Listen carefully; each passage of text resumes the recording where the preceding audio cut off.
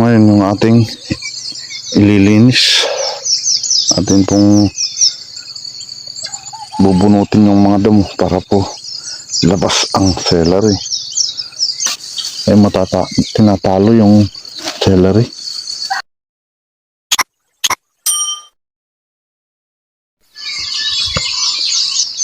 Good morning mga ka-farming.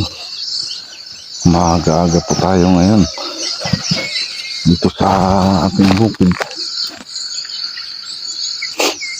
Medyo ano pa yung paligid po natin, medyo madilim-dilim pa rin, pero at least maaga po tayo.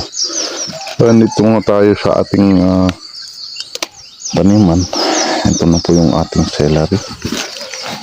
Medyo ating pong binubulong-bulungan para po dalas-dalasan ang pagganda, pagbulas, para po naman meron po tayong makakabenta po tayo. Abutan po natin yung 30 per kilo. Ayan o. At ang maririnig po natin ay yung mga bagong gising na mga ibon. Tulad niyan.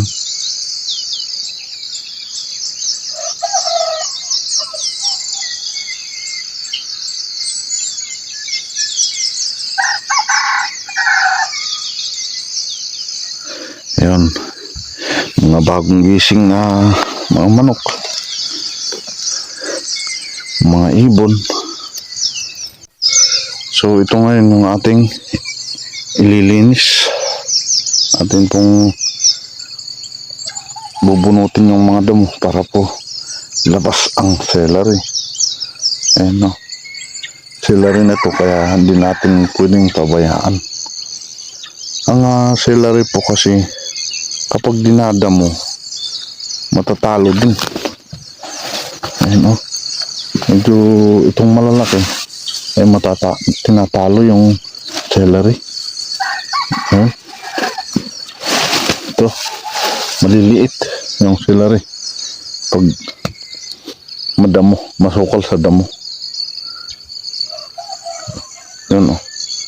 Itong hindi masyadong damo, maganda, medyo malalaki. Pero itong malalaki po yung damo ay ayan o, maliliit.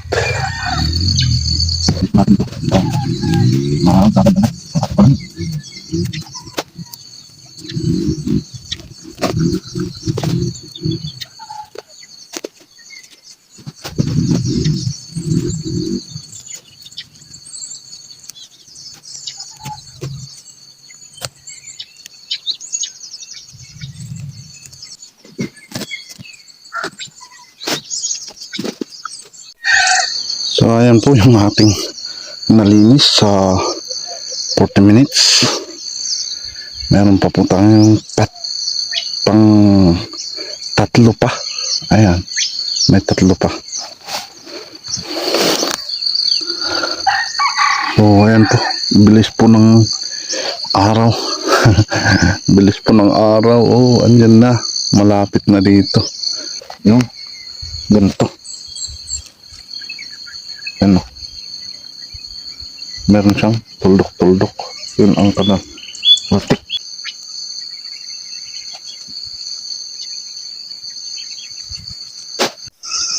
So yan,